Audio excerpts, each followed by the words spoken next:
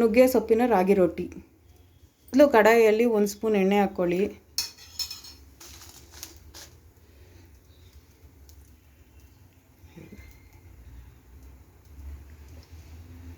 ಎಣ್ಣೆ ಕಾದ ನಂತರ ಒಂದು 12 ಒಣಮೆಣಸಿನ್ಕಾಯಿ, 1 ಸ್ಪೂನ್ ಧನಿಯಾ, ಅರ್ಧ ಸ್ಪೂನ್ ಸೋಂಪು, 1 ಇಂಚು ಚಕ್ಕೆ, 2 ಲವಂಗ, ಒಂದು 10 ಬೆಳ್ಳುಳ್ಳಿ ಇದೆಲ್ಲನೂ ಎಣ್ಣೆಲಿ ಹಾಕಿ ರೋಸ್ಟ್ ಮಾಡ್ಕೊಳ್ಳಿ.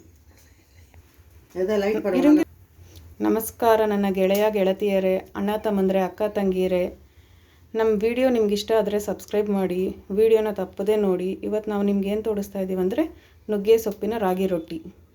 ಕಡಾಯಿಯಲ್ಲಿ ಎಣ್ಣೆ 1 ಸ್ಪೂನ್ ಹಾಕಿ ಅದಕ್ಕೆ ಒಂದು 12 ಒಣಮೆಣಸಿನ್ಕಾಯಿ, 1 ಟೇಬಲ್ ಸ್ಪೂನ್ ಧನಿಯಾ, ಅರ್ಧ ಟೇಬಲ್ ಸ್ಪೂನ್ ಸೋಂಪು, 1 ಇಂಚು ಚಕ್ಕೆ, 4 ಲವಂಗ ಇದೆಲ್ಲ ರೋಸ್ಟ್ ಮಾಡ್ಕೊಳ್ಳಿ ಎಣ್ಣೆಲಿ ಹಾಕಿ.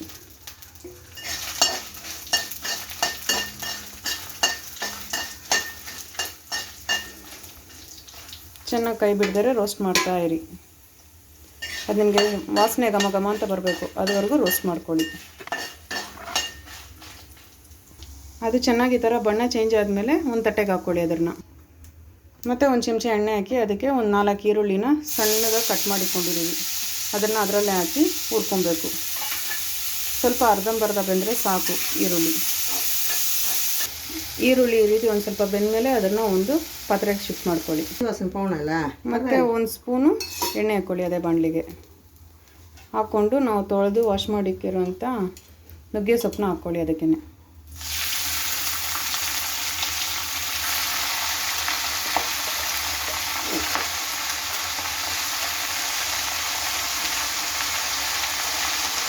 ನುಗ್ಗೆ ಸೊಪ್ಪನ್ನ ಚೆನ್ನಾಗಿ ಬಾಡಿಸ್ಕೊಳ್ಳಿ.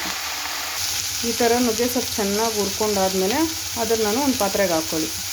ಈಗ ಮಿಕ್ಸಿ ಜಾರ್ಗೆ ನಾವು ಹುರಿದಿಕ್ಕಿರೋ ಅಂಥ ಒಣಮೆಣ್ಸಿನ್ಕಾಯಿ, ಧನಿಯಾ, ಸೋಂಪು, ಚಕ್ಕೆ, ಲವಂಗ ಇದನ್ನೆಲ್ಲ ಹಾಕ್ಕೊಳ್ಳಿ.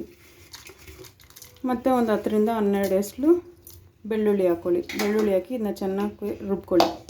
ನಾವು ಹುರಿದಿಕ್ಕಿರೋ ಅಂಥ ಈರುಳ್ಳಿ, ನುಗ್ಗೆ ಸೊಪ್ಪು ಮತ್ತು ನಾವು ಮಿಕ್ಸಿಗೆ ಹಾಕಿ ಮಾಡಿರೋ ಪೇಸ್ಟು ಎಲ್ಲ ಒಂದೇ ಪಾತ್ರೆಗೆ ಹಾಕ್ಕೊಂಡು ನಿಮ್ಮ ರುಚಿಗೆ ತಕ್ಕಷ್ಟು ಉಪ್ಪು,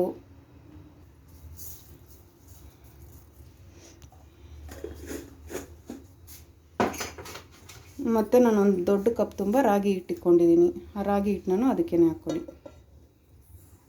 ಸ್ವಲ್ಪನೇ ಹಿಟ್ಟು ಹಾಕಿ ನೀರು ಹಾಕಿ ನೋಡ್ತಾ ಮಿಕ್ಸ್ ಮಾಡ್ತಾಯಿರಿ. ಹಿಂಗೆ ಚೆನ್ನಾಗಿ ಮಿಕ್ಸ್ ಮಾಡ್ಕೊಳ್ಳಿ. ಎಲ್ಲ ಚೆನ್ನಾಗಿ ಮಿಕ್ಸ್ ಆಗಬೇಕು. ಹಿಂಗೆ ಚೆನ್ನಾಗಿ ಮಿಕ್ಸ್ ಮಾಡಿಕೊಳ್ಳಿ.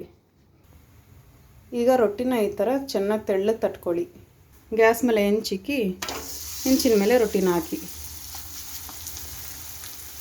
2 ಕಡೆಯೂ ಚೆನ್ನಾಗಿ ತಿರುಗಿಸಿ ಕ್ರಿಸ್ಪಿ ಆಗೋವರೆಗೂ ಬೇಯಿಸ್ಕೊಳ್ಳಿ. ಈ ಥರ ಚೆನ್ನಾಗಿ ಬೇಯಿಸ್ಕೊಳ್ಳಿ. ಅದನ್ನು 2 ಕಡೆಯೂ ತಿರುಗಿಸಿ ಬೇಯಿಸ್ಕೊಳ್ಳಿ. ಚೆನ್ನಾಗಿ ಬೆಂದಿದ್ದಾಗಿದೆ. ಈಗ ನೋಡಿ ಈ ಥರ ಆಗಿದೆ. ಎತ್ತಿ ತಟ್ಟೆಗೆ ಹಾಕ್ಕೊಂಡು ಇದ್ರ ಜೊತೆಗೆ ನೀವು ಬೆಣ್ಣೆ ಇಕ್ಕಿ ತಿನ್ಬೋದು, ಇಲ್ಲ ಹುಚ್ಚೆಳ್ಳು ಚಟ್ನಿ ಹಾಕ್ಕೊಂಡು ತಿನ್ಬೋದು. ನಿಮಗೆ ಹುಚ್ಚೆಳ್ಳು ಚಟ್ನಿ ರೆಸಿಪೀಸ್ ಏನಾದರೂ ಬೇಕಾದರೆ ನನಗೆ ಕಮೆಂಟ್ ಮಾಡಿ, ನಾನು ಹೇಳ್ಕೊಡ್ತೀನಿ. ಹೀಗೆ ನನ್ನ ವೀಡಿಯೋಸ್ ನೋಡ್ತಾ ಇರಿ. ನನಗೆ ಸ್ವಲ್ಪ ಸಪೋರ್ಟ್ ಮಾಡಿ, ಸಬ್ಸ್ಕ್ರೈಬ್ ಮಾಡಿ, ವೀಡಿಯೋಸ್ ನೋಡಿ, ಆದಷ್ಟು ನಿಮ್ಮ ಫ್ರೆಂಡ್ಸ್ಗೂ ಶೇರ್ ಮಾಡಿ.